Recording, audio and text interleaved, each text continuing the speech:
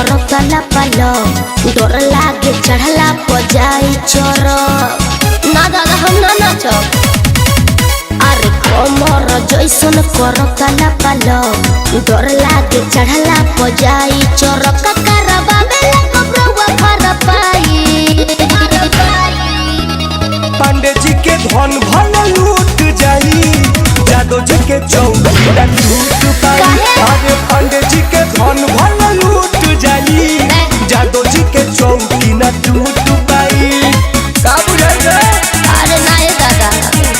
जादो जी के चौकी न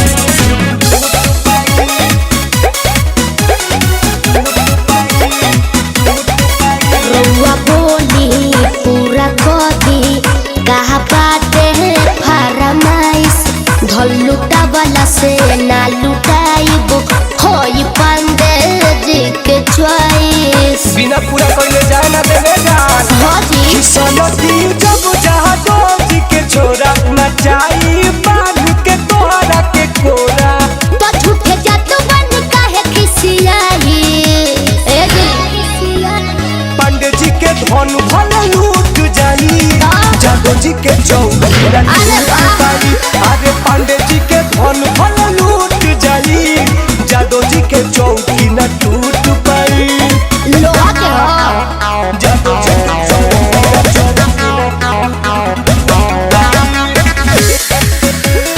जादो जी के चौकी न टूट पाई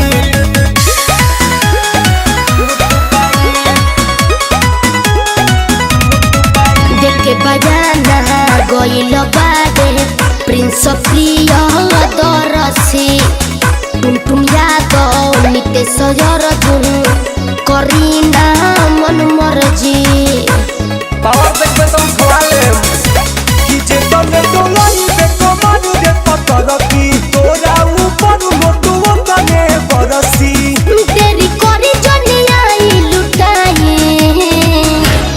आई पांडे जी के धन भल लूट जाई